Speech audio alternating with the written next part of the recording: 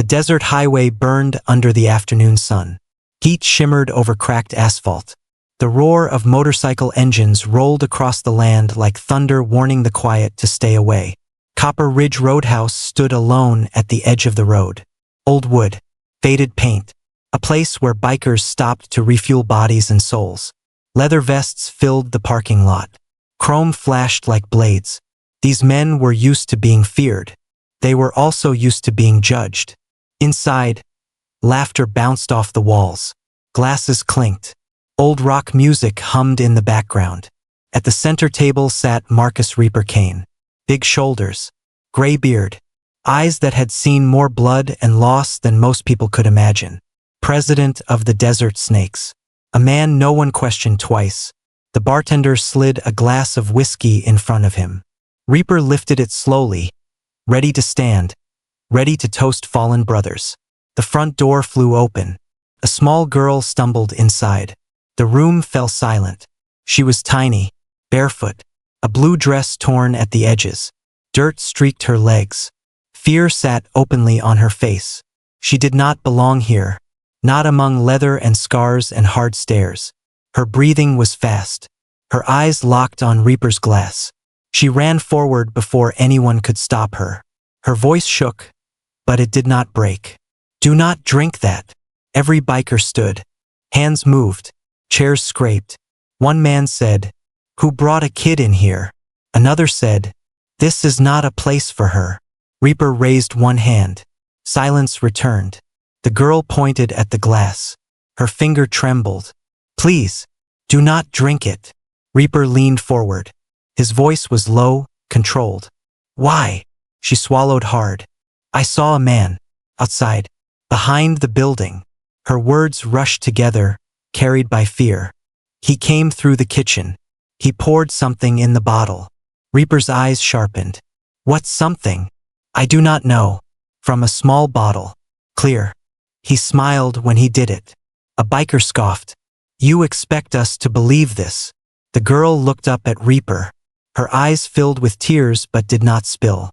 "My papa said when something feels wrong, speak. Even if no one listens." Reaper studied her face. The dirt, the scrapes, the hunger she was trying to hide. "Where is your papa?" Her voice dropped. "Missing." The word hung heavy in the air. Reaper slowly set the glass down. Lou froze behind the bar. Reaper said, "Lock the back door. Then, bring me the bottle." The bartender nodded and moved. The girl's shoulders sagged with relief. Her knees finally gave way. One of the bikers caught her before she fell. Minutes stretched tight. The sheriff arrived. Testing followed. No one spoke. Then the result came. Poison. Enough to kill him. The room changed. Anger replaced laughter. Shock replaced pride. Reaper looked down at the little girl sitting quietly in an oversized leather jacket. "You saved my life," she whispered. "I just did what my papa said." Reaper knelt so they were eye to eye. "What is your name?" "Sophie." That name stayed with him, because this was not just a warning. It was the beginning of a debt no man in that room would ever forget. Ending line. Sometimes justice arrives on loud engines. Sometimes it comes on bare feet with a small voice brave enough to speak. The whiskey never touched Reaper's lips. That fact spread through the roadhouse faster than fear. Men leaned in close. Voices dropped. The truth settled heavy. Someone had wanted their president dead. Sophie sat quietly at the end of the table. Her feet did not reach the floor. Her hands were wrapped around a cup of water she had barely tasted. She kept looking at the door, as if someone might come for her. Reaper stood and faced his brothers. "Every person in this room is alive because she walked through that door." No one argued. One biker crouched in front of Sophie and said gently, "You did good, kid." She nodded but said nothing. The sheriff returned with news. The poison would have killed him within an hour. No warning. No chance to fight back. Reaper clenched his jaw. "Find him." They did. 3 hours later, a thin man was arrested at a roadside motel. He did not fight. He cried. He blamed everyone but himself. The handcuffs closed anyway. Justice moved fast that night. Back at the roadhouse, the noise was gone. The celebration had ended. Something else remained. Responsibility. Reaper knelt again in front of Sophie. "Where did you come from?" She hesitated, then spoke like someone used to being interrupted. "My papa drives trucks. He left me with a lady. She was not kind." Reaper listened. "She locked me outside. I ran." Her voice stayed steady. Too steady for a child. "How long?" "Days." The word cut deep. Reaper stood and turned. "No child leaves this place hungry or alone." Food arrived. Simple things. Warm things. Sophie ate slowly, like she did not trust it to stay. A woman stepped forward, then another. Bikers' partners. Mothers. Sisters. They brought clothes from cars. Clean shirts. Soft socks. A blanket. Sophie held the fabric like it might disappear. One woman said, "You are safe now." Sophie asked, "Will my papa find me?" Reaper answered before anyone else, "We will find him." Those words were not spoken lightly. Phones came out. Calls were made. Maps were spread across tables. The desert snakes did not move like ordinary people. When they decided something mattered, they became relentless. Hours passed. Sophie slept curled up in the booth wearing Reaper's jacket. Her breathing finally slowed. For the first time in weeks, no one told her to be quiet. At dawn, a report came in. A disabled truck. Off the highway. Deep into the Badland. No signal. Reaper did not hesitate. "That is him." The engines roared back to life. Not for brotherhood. Not for pride. For a little girl who had earned everything in a single brave moment. Before leaving, Reaper looked at Sophie. "We come back with him." She believed him, because big men who listen keep their promises. Ending line. True power is not in who you silence. It is in who you protect when no one else will. The desert was unforgiving at sunrise. Cold replaced heat. Silence pressed down hard. Tires cut through sand and rock as the bikes pushed deeper into land most people never saw and never survived. Reaper rode at the front. His focus never wavered. Every mile felt personal now. Behind him, Sophie sat in a truck with one of the women from the roadhouse. Wrapped in a blanket. Hands folded tight. Eyes fixed on the horizon. No one treated her like a burden. She was the reason.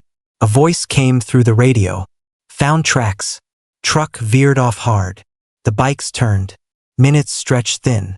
Then they saw it. A semi-truck rested at the bottom of a shallow ravine. Bent metal. Torn tires. Silence that felt wrong. Reaper slid off his bike and ran. He shouted, "Miguel." Nothing. Then a weak voice answered, "Here." They climbed down fast. Careful but urgent. Miguel Martinez lay beside the truck. His leg twisted.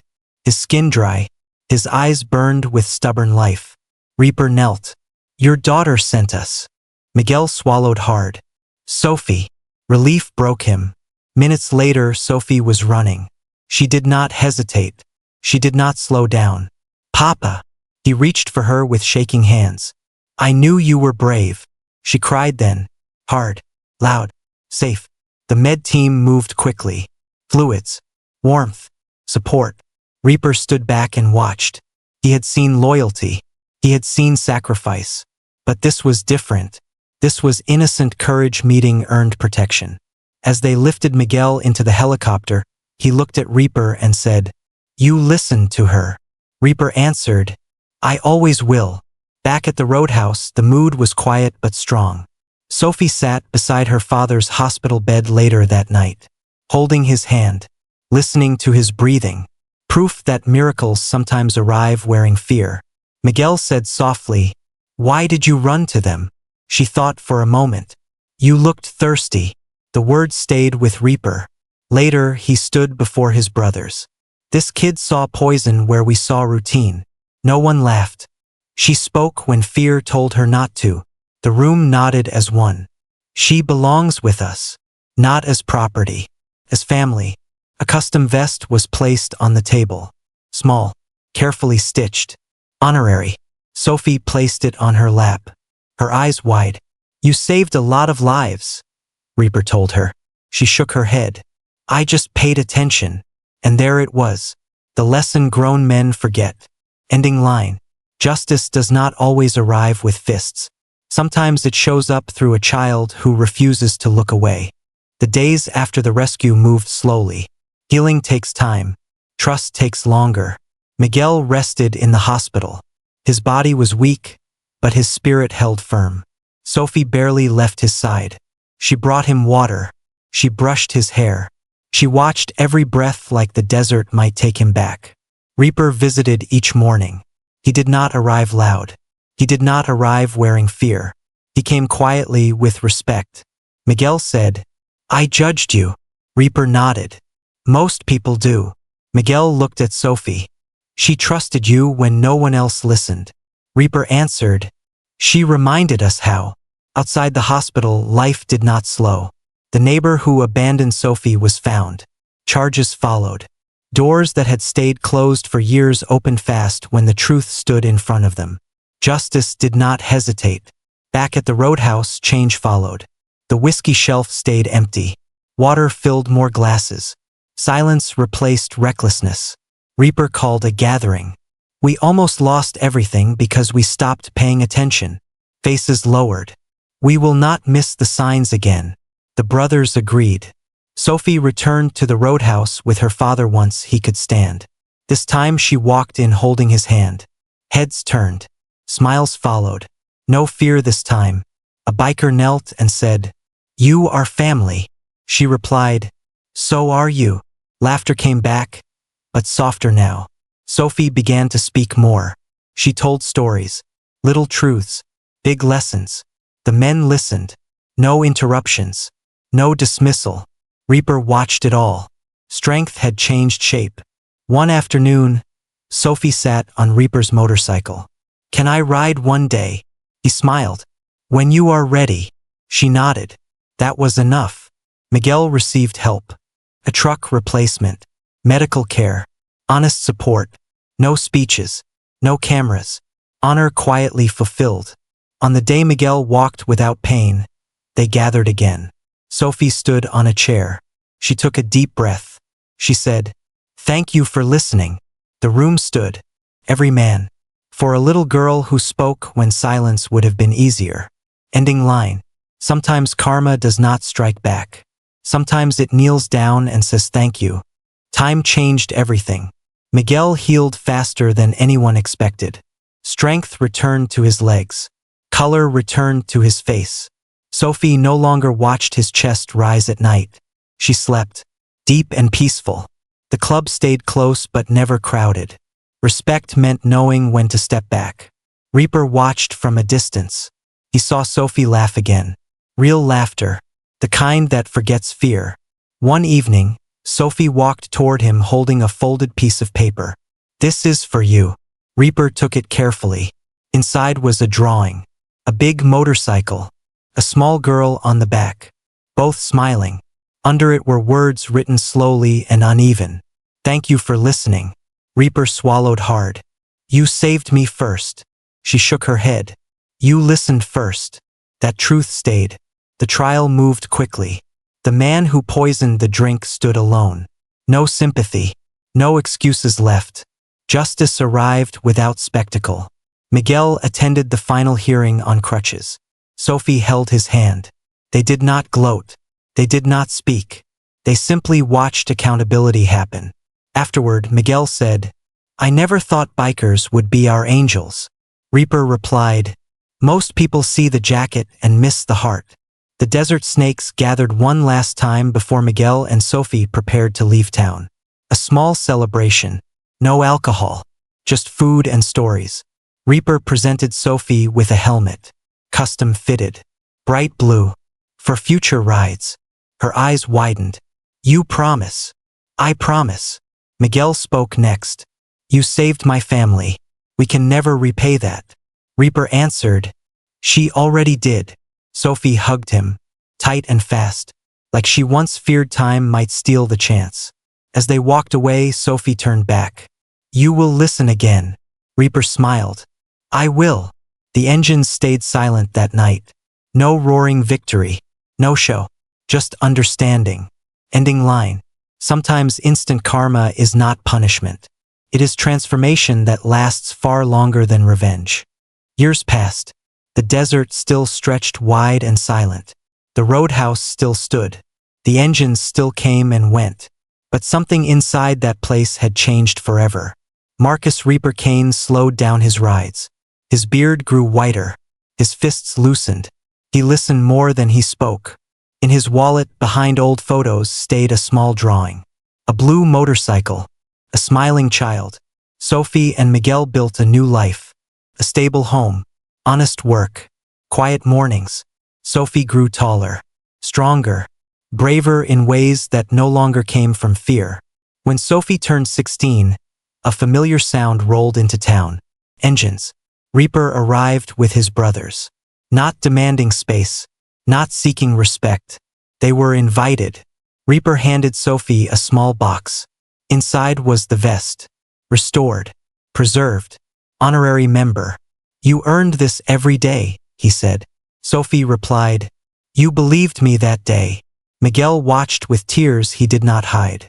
Reaper said quietly, She taught us the difference between strength and power. Sophie hugged him and whispered, You stopped to listen. Later, Sophie stood at the edge of the road. A helmet on. Blue. Perfect fit. Reaper pointed to the bike. You ready? She nodded. He took her on a slow ride. The wind gentle. The road calm. No fear. Only trust. When they stopped, Sophie smiled. This feels free. Reaper answered, It always was. They sat quietly as the sun lowered. No lessons spoken out loud. They were already learned. That night, Sophie spoke to a crowd for the first time. Sometimes people think being small means being invisible. The room listened. But someone listened to me. Silence followed. So listen. Even when it is easy not to. Applause rose. Not loud. Honest. Reaper watched from the back. No patches visible. Just a man. A man who almost did not listen. A man saved by courage that did not look like strength. As engines faded into the distance, one truth remained clear. Respect is not earned by fear. It is earned by attention. Ending line. The bravest thing Marcus Reaper Kane ever did was not ride or fight. It was believing a little girl who said, Do not drink that.